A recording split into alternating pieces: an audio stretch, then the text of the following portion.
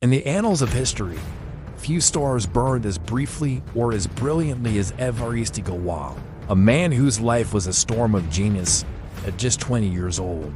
He had already unlocked secrets of the universe, yet he was trapped in a world that refused to understand him. To the rigid academics of Paris, he was nothing more than a difficult student, a radical rebel with no respect for their ancient traditions. His dreams of joining the elite École Polytechnique were shattered when the grand doors of the institution were slammed shut in his face. Rejection became his constant companion. His groundbreaking papers were lost, ignored, or deemed incomprehensible by the men who held the keys to science. In the solitude of his room, ink flew like blood.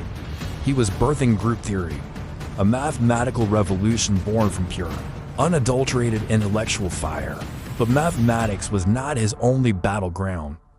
Galois was a fierce revolutionary, trading his quill for a musket in the chaotic streets of Paris. His political fervor led him to prison. The walls of his cell were cold and stone, but they could not silence the equations screaming within. On the eve of a fatal duel, Galois knew his time was running out. He stayed awake, writing his legacy by a dying candle's light. In the margins of his final manuscript, he scrawled the heartbreaking words, "I have not time." A desperate race against the coming dawn.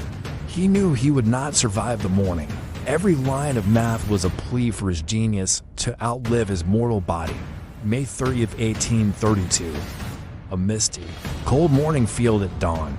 Two figures stood apart, silhouettes against the rising sun, ready to settle a debt. A single shot echoed through the silence. The world's greatest mathematical mind was cut down before he could even see his 21st birthday.